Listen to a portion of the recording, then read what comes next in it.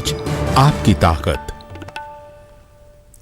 आदाब, आपको बताएं कि लगातार सुबह से हम आपको आखिरी मरहले के तहत वोटिंग का पल पल का अपडेट दे रहे हैं। हमारे तमाम रिपोर्टर्स जो हैं वो उन जगहों पर मौजूद हैं और वहां से अपडेट दे रहे हैं। 7 रियासतों और एक मरकज़ के ज़ेर इंतज़ाम इलाके में पोलिंग हो रही है। इस मरहले में बाकी बचे 59 सीटों पर वोट डाले जा रहे हैं। 918 उम्मीदवारों की किस्मत EVM में बंद हो रही है। पंजाब की अगर बात करें तो पंजाब और यूपी की 13 सीटों पर वोटर हक़ राय दही का इस्तेमाल कर रहे हैं। मगरबी बंगाल की 9, बिहार और MP की 8 सीटों पर वोटिंग हो रही है। हिमाचल प्रदेश में 4, झारखंड में 3 और चंडीगढ़ की 1 सीट पर पोलिंग हो रही है। इस मरहले में 10.01 करोड़ से ज़्यादा वोटर अपने हक़ राय दही का इस्तेमाल कर रहे हैं। वोटिंग के लिए 1.12 लाख पोलिंग सेंटर भी बनाए गए हैं। आखिरी मरहले की जो पोलिंग है उसमें कई कदावर लीडरों की किस्मत दांव पर है। इनमें बनारस सीट से लड़ रहे वज़ीर-ए-आज़म नरेंद्र मोदी सर फहरिस्त हैं।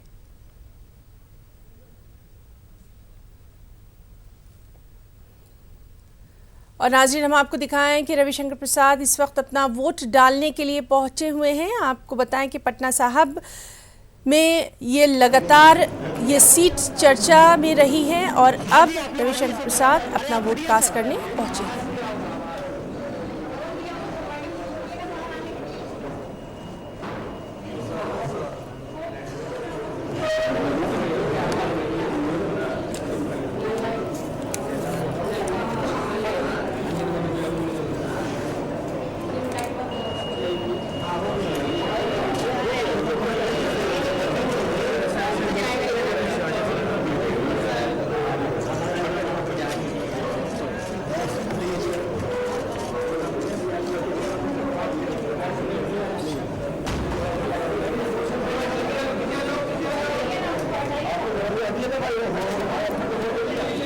और आपको बताएं कि ये सीट जो है पटना साहब की, ये काफ़ी चर्चा में रही, काफ़ी सुर्खियों में रही, क्योंकि बिहारी बाबू शत्रुघ्न सिन्हा भी यहाँ से अपना जो है वो चुनाव लड़ रहे हैं और कांग्रेस के उम्मीदवार हैं।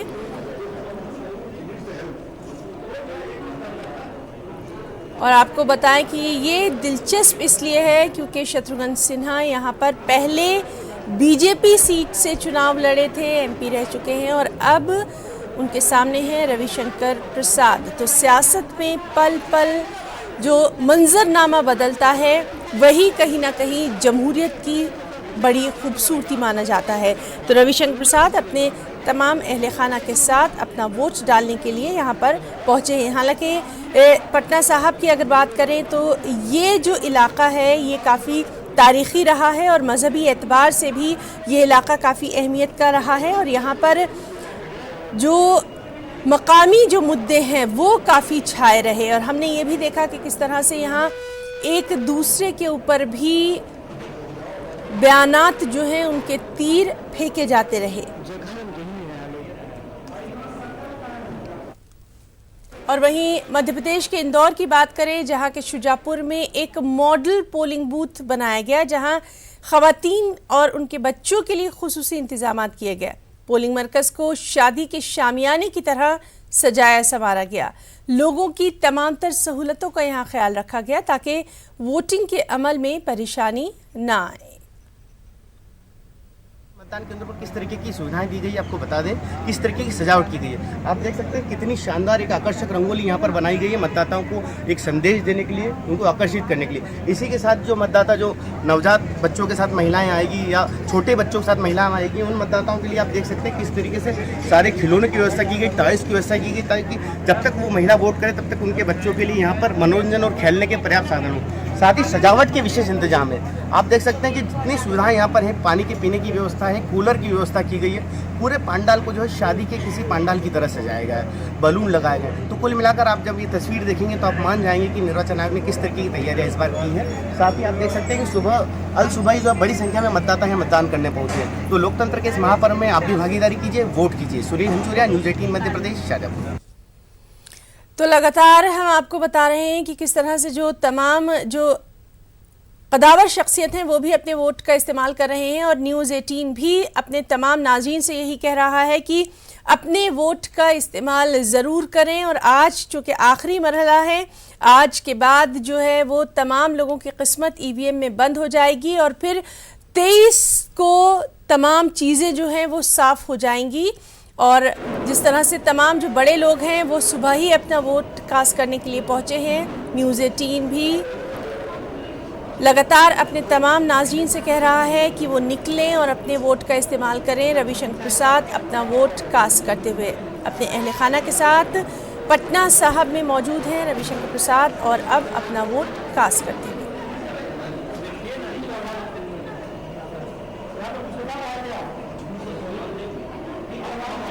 और यूपी के रॉबर्ट्सगंज में वोटिंग का अमल जारी है। लोग सुबह से ही तादाद में पोलिंग बूथ पर पहुंचे हैं। वहां का जायजा लिया हमारे साथी अनूप गुप्ता ने।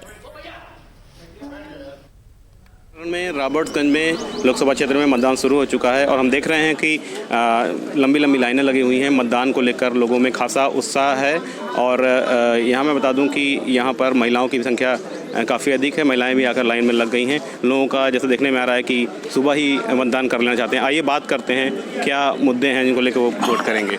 आप बताइए किस मुद्दे को लेकर के यहाँ पे वोट करेंगे, क्या चाहती हैं आगामी सरकार से? बेरोजगारी खत्म कर दे और गरीबों को थोड़ा राहत मिले। मैडम आप यहाँ पे मतदान करने आई हैं, क्या करती हैं हम स्टाफ नर्स हैं। अच्छा, तो ये बताइए कि क्या चाहती हैं आगामी सरकार से, क्या प्रमुख मुद्दा है? मेरा मुद्दा है कि वो सरकार हम लोगों का सुरक्षा के लिए आगे को कदम बढ़ाए। ऐसा सरकार हो जो सबकी भलाई चाहता हो और जो लड़ाई में आगे के लिए कदम उठाता हो, हमारे सैनिकों का रक्षा करता हो। मैं उसके लिए वोट दे रही हूँ। जैसे देखा आपने कि राष्ट्रवाद के मुद्दे पर और देश की भलाई के मुद्दे पर लोग यहाँ आ रहे हैं। आइए कुछ और भी लोग यहाँ बात करते हैं। सर आप बताइए कि यहाँ जो मतदान कर रहे हैं क्या चाहते हैं, क्या मुद्दा? विकास मुद्दा है और राष्ट्र सुरक्षा, दो मुद्दे हैं। इसी आधार पर हम लोग वोट देने आए हैं। सर आप बताइए कि आप वोट देने के लिए खड़े हैं, सुबह ही आ गए हैं आप, तो क्या चाहते हैं आगामी सरकार से, क्या प्रमुख मुद्दा रहेगा, क्या चाहते हैं? सबसे बड़ा मुद्दा यहाँ है देश की सुरक्षा और जातिवाद खत्म करना। जैसा कि आपने देखा कि अलग अलग मुद्दों को लेकर के यहाँ लोग मतदान कर रहे हैं और सबके मुद्दे अलग हैं, लेकिन सभी जागरूक हैं और देखने में आ रहा है कि मतदान के लिए सुबह ही पहुँच चुके हैं। अनूप कुमार, न्यूज़ 18 उत्तर प्रदेश, सोनभद्र। नाज़रीन हमारे साथ दो खास मेहमान भी लगातार मौजूद हैं। चलिए अपने खास मेहमान क्या रुख करेंगे। दीपक पांडे जी हैं, बीएसपी लीडर हैं, साथ ही साथ अभिनव जैन हैं, बीजेपी लीडर हैं, और दोनों ही मेहमानों का हम रुख करना चाहेंगे। सबसे पहले अभिनव जैन साहब आपके पास आना चाहेंगे। जिस तरह से लगातार मेरी साथी सन्हा भी अभी यही बात कर रही थी कि मुद्दे इस बार कहीं ना कहीं पीछे छूटते दिखाई दिए और जो पूरा इलेक्शन है, जो भी इलेक्शन की तस्वीर है वो कुछ अलग ही नजर आई। आप किस तरह से देखेंगे कि लोगों के मुद्दे पीछे छूट गए?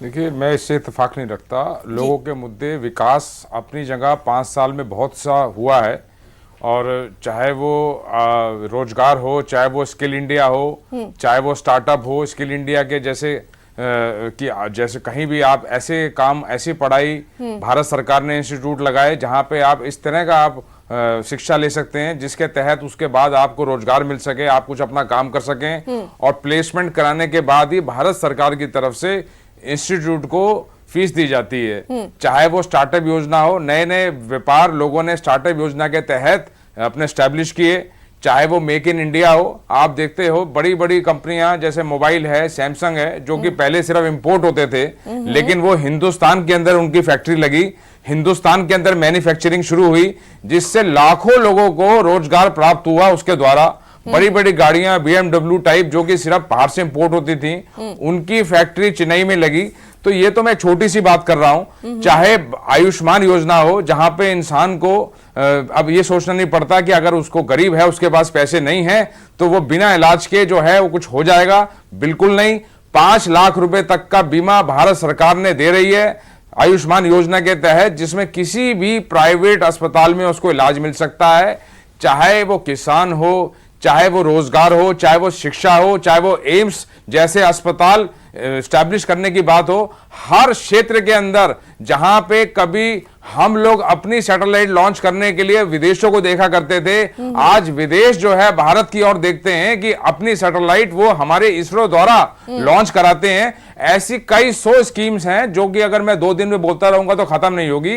विकास अपनी जगह पूर्णतः रूप से हुआ है, इससे जनता बहुत सेटिस्फाइड है, बहुत खुश है। और इसके साथ साथ जी तो दीपक पांडे जी, आपने सुना, बहुत ही खूबसूरत तस्वीर हिंदुस्तान की जो है वो इस वक्त दुनिया के सामने पेश की जा रही है। सब कुछ बहुत अच्छा है। और हम अपने नाज़रीन को बता दें कि बीजेपी के सीनियर लीडर कैलाश विजयवर्गीय ने भी अपने अहले खाना के साथ अपना वोट जो है वो कास्ट कर लिया है। तमाम जो तस्वीरें हैं वो लगातार हम अपने तमाम नाज़रीन तक पहुंचा रहे हैं। दीपक जी, बहुत ही खूबसूरत तस्वीर, सब कुछ बहुत अच्छा। देखिए, कहने के लिए बस ये सब बातें हैं, बाकी जो रियलिटी है ग्राउंड पे क्या हो रहा है वो आप भी देख रहे हैं, हम भी देख रहे हैं, जनता भी देख रही है। उसके हिसाब से जनता आज वोट कर रही है और बाकी पिछले चरणों में वोट किया है। ये वादे हैं जो 2014 में थे और वही वादे आज भी हैं, क्योंकि बेरोजगार युवा है, देश का भविष्य युवा है। अगर युवाओं को रोजगार नहीं मिलेगा तो देश का भविष्य कहाँ से बनेगा। मैं पूछना चाहता हूं, अभी इसरो की बात हुई थी, आप इनको याद दिलाना चाहता हूं, मंगलयान कब स्थापित हुआ था। ये सब चीजें क्या पहली बार 2014 के बाद स्थापित हुए थे, या इसरो 2014 के बाद बना था, या जो आज भारत की स्थिति है 2014 के बाद ही भारत आजाद हुआ था क्या।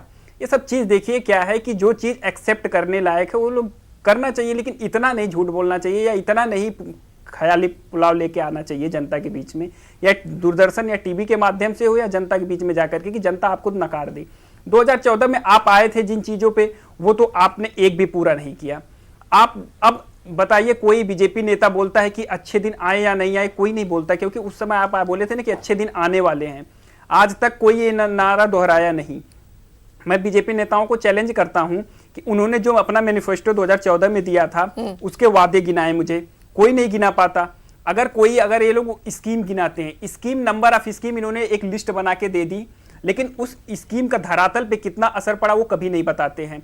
बस क्या होता है, देखिए इंटरनेट पे अवेलेबल आप देख सकते हो। मैं इंटरनेट पे ही अवेलेबल, मैंने आपसे भी पूछा था, अभी मैंने आपसे पूछा था मुद्रा योजना के बारे में, आपको स्कीम का बाइफरकेशन नहीं पता है। आप योजना के धरातल का क्या बताएंगे। आपको मैं पूछता हूँ फसल बीमा योजना का जो आधार बेस है वो बता दीजिए आप मुझे। आप उसकी बात कर रहे हैं, आपको आधार नहीं पता है, अपनी योजनाओं का आपको आधार नहीं पता है। आप लोगों के बीच की बात क्या बताएंगे, आपको आंकड़ा नहीं पता। ये खुशी की बात है कि आपने इसका अध्ययन किया है और आपको पता है, इसलिए सारे के सारे साथ में आप उस पार्टी के लीडर हैं और आपको बाइफरकेशन नहीं पता है कि के ऊपर हर डिटेल किस मुद्रा योजना के तहत कितने लोगों को फायदा हुआ है, कुछ नहीं फायदा हुआ। शहरी आवास योजना के तहत कितने लोगों को, 386 रुपए में बताइए किस घर का पेट पूजा कर सकता है, बताइए किसका पालन पोषण हो सकता है 386 रुपए में। अरे सर जी रुकिए, आपको मैं बताऊं, एक दिन का इतना खर्चा होता है जितना आप लोग एक महीने की बात करते हैं। कैसे कह रहे हैं आप इसको बताएं जरा, आप खुल के बताएं अपने कैसे इसको आप कैसे। हाँ, मैं आपको बताता हूं, आपने अभी बोला था मुद्रा योजना, मुद्रा योजना के बारे में मैं आपको बताता हूं। मुद्रा योजना 3 फेज में होती है, ठीक है। शिशु होती है, किशोर होती है, आपने कहा कि 5 लाख रुपए जब कोई आदमी व्यवसाय में लगाता है तो उसे 3,000 रुपए बचते हैं। मैं बताऊं, ये मैं इस चैनल के माध्यम से पूछता हूं, जनता से पूछ रहा हूं कि क्या अगर आप 5 लाख रुपए लगा के कोई अपना व्यवसाय कर रहे हैं तो मात्र 3,000 रुपए बच रहे हैं आपको। एक रेडी पे भी एक आदमी जो 50,000 रुपए लगाकर एक छोले भटूरे की रेडी लगाता है वो भी शाम को 1,000 रुपए कमा के जाता है। भाई साहब, और आपको मैं एक चीज बता दूं, ये जो आप ये बता रहे हैं ना 50 लाख से 5 लाख से कम, ये मेरा डेटा नहीं है, ये सरकारी डेटा है। आप अध्ययन कीजिए, पढ़िए। मैं आपको बताता हूं 80% लोग आपने दिया है शिशु में, शिशु मतलब 50,000 से कम, और उसके बाद किशोर में दिया आपने 17%, इसका मतलब 5 लाख से कम, और तरुण है जो कि 3% लोगों को मिला है। आपको इन लोगों की आमदनी भी बता देता हूं, 385। देखिए जो क्या है शिशु में 385। दीपक पांडे जी, सीधे आपसे हम ये भी जानना चाहेंगे कि कितना फायदा बीएसपी एज अपोजिशन इसका उठा पाई है। क्या वो अपनी बात लोगों तक पहुंचा पाई है या फिर वो इस मौके से चूक गई? देखिए, हम लोग ग्राउंड पे जाकर के बात अपने हर लोगों तक पहुंचाई है, बखूबी पहुंचाई है। मैं एक बात बताना चाहता हूं कि हम टेलीविजन के माध्यम से वो बात नहीं पहुंचा पाएंगे, क्योंकि यहाँ पे बीजेपी नेता कभी उस बात पे आते ही नहीं है। चाहे वो नरेंद्र मोदी जी हो, अगर उनसे कोई सवाल पूछता है तो वो चुप्पी साध लेते हैं। आपने देखा होगा प्रेस कॉन्फ्रेंस में 5 साल में एक प्रेस कॉन्फ्रेंस किया, एक भी सवाल का जवाब नहीं दिया। तो आप बताइए जनता को कैसे पता चलेगा कि इनकी योजनाओं की जमीनी हकीकत क्या है? अगर मान लीजिए मैं आपसे कुछ आपको देता हूं और उसके बाद जब आता है, मैंने साल भर पढ़ाई की और उसके बाद जब रिजल्ट की बात आती है और आपसे पूछा जाता है बेटा आपका रिजल्ट क्या रहा, तो आप चुप्पी साध लेते हैं या तो किसी बगल वाले को बोलेंगे कि ये जवाब देगा। तो बताइए ऐसे नहीं होता है। जब आपने 5 साल काम किया है, अगर किया होता तो आप प्रेस कॉन्फ्रेंस करके उसका जवाब देते। आपने कुछ किया नहीं, आपके पास कोई जवाब नहीं है, तो ये जो बातचीत है ये लगातार यूं ही जारी रहेगी। अभिनव जी, आपसे भी ये तमाम बातें जो हैं पूछेंगे। हमारे साथी मौजूद हैं अमित गंजू। अमित, आप हमें सुन पा रहे हैं?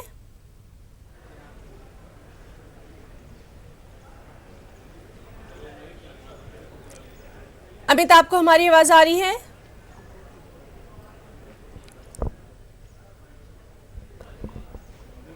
तो नाज़रीन, हम बात करने की कोशिश कर रहे हैं अमित गंजू से। अमित, क्या आपको हमारी आवाज आ रही है? वो घबरा रहे होंगे, मुस्लिम लेडी।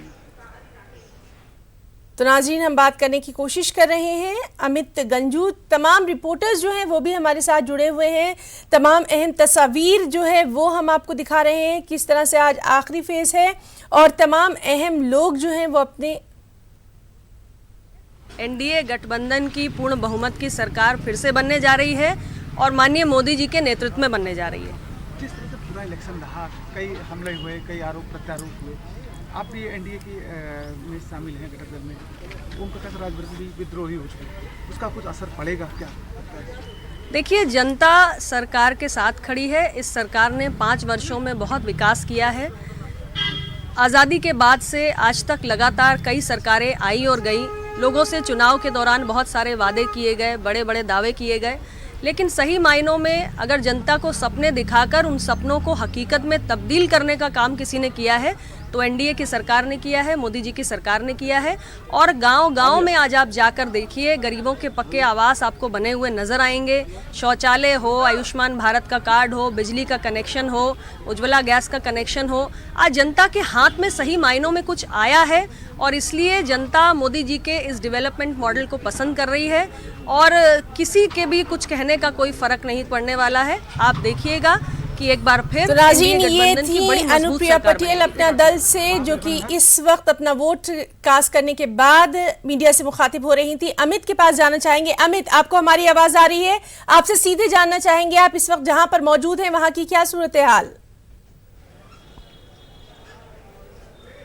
देखिए हिना, निश्चित तौर पर 7th फेज है और ये लास्ट फेज है और उत्तर प्रदेश के लिए भी, पूरे भारत के लिए भी लास्ट फेज है। अब जिस तरह सुबह से यहाँ जोश देखने को मिला, सुबह लगभग 6:15 से लोग गेट के बाहर खड़े थे। क्या महिलाएं, क्या पुरुष, हर व्यक्ति अपने इस मत का प्रयोग करने के लिए। मैं अपने कैमरामैन से कहूँगा, आप पहले तो सीन दिखाने की कोशिश करें कि कितनी लंबी कतार लगी है, कितनी कतारें लगी हैं और ये सुबह से एज इट इज़ लगी है। कोई मतलब, जबकि टेम्परेचर बढ़ा हुआ, ऐसा नहीं है कि कोई गर्मी कम हो, लेकिन लोगों का जोश कहीं से भी कम नहीं। लोग एक तस्वीर बदलना चाहते हैं, इसलिए यहाँ भारी मात्रा में यहाँ लोग मौजूद हैं। तो मैं आपसे बताना चाहता हूँ, मैम आगे जाइए। महिलाओं की क्या मुख्य मुद्दे हैं मऊ में? मुख्य मुद्दे हैं हमारे मऊ में कि विकास हो, महिलाओं को सम्मान मिल रहा है, विकास हो रहा है, होगा भी। हम लोगों का यही मुद्दा है आगे बच्चों के भविष्य के लिए कि विकास हो। मैम, आप इस तरह, आपने वोट कास्ट किया, पहले दिखा दीजिए कहाँ वोट कास्ट किया सब दर्शकों। ये देखिए, मैंने वोट दिया। तो आप भी दिखाइए सब। अपना अधिकार, मताधिकार का आज प्रयोग किया। आज हम लोग बहुत खुश हैं अपना मत देख के और हम लोग सुबह कई दिनों से इस दिन के इंतजार में थे कि वो दिन, शुभ दिन आए और हम लोग अपने मताधिकार का प्रयोग करें।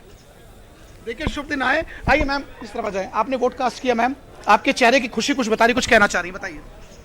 हाँ, मैं चाह रही हूँ कि जितने बेरोजगार हैं बच्चे, सबको रोजगार मिले, इसलिए मैंने सबसे पहले वोट देने हम लोग तैयार होकर आए हैं। बेरोजगारों को रोजगार मिले, समाज के लिए। आप मैम आगे आ जाइए प्लीज, आप आ जाइए। मैं आपसे, आप इस तरफ आपसे कह रहा हूँ, आपने वोट कास्ट किया, दिखा दीजिए पहले फिंगर इसलिए। चलिए, क्या कहना चाहेंगे उन महिलाओं को जो अभी घरों पर बैठी हैं और संडे मना रही हैं? उन लोगों को आना चाहिए, वोट देना चाहिए, अपने मतदान का प्रयोग करना चाहिए, तभी देश आगे बढ़ेगा। आप अपने क्षेत्र में जाके लोगों से कहेंगे कि वोट डालो? Yes yes yes.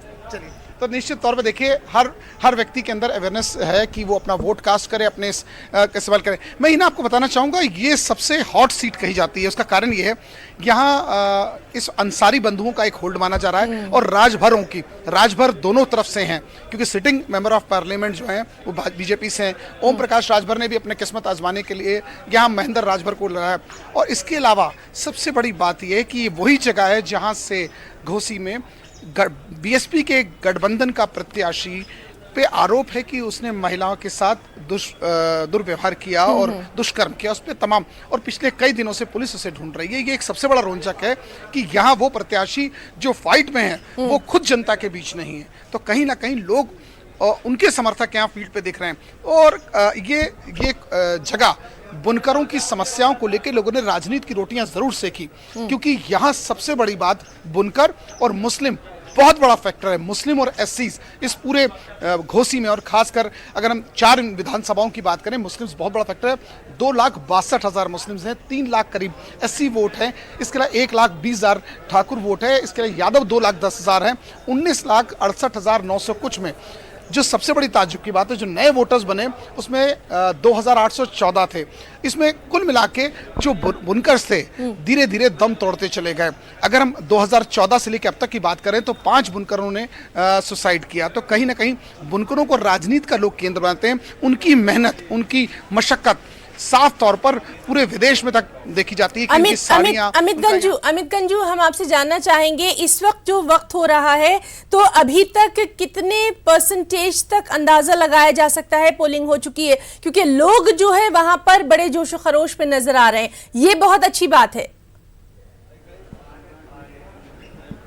आपने बहुत फिर से एक इम्पॉर्टेंट बात पूछी, क्योंकि 9 o'clock हो चुका है और 9 बजे के आसपास इसका परसेंटेज आता है। अगर जिस पे हम खड़े हैं इसमें 8 पोलिंग स्टेशन में 8,000 से ज़्यादा वोटर्स हैं, और अगर इसकी बात की जाए तो 11% यहाँ वोट पड़ चुका है। तो अपने में एक अच्छा साइन है कि 2 घंटे में 11% ज़्यादा वोट पड़ा है। और अब जब असेंबल्ड होके आएगा तो क्लियर होके आएगा कि ओवरऑल घोसी में कितना वोट पड़ा है। लेकिन निश्चित तौर पर ऐसा माना जा रहा है कि फर्स्ट डिवीजन से ये जनपद पास होगा, खासकर ये लोकसभा, क्योंकि लास्ट टाइम की बात की जाए इट वाज 54.9%। तो कहीं ना कहीं लोगों के अंदर अवेयरनेस है।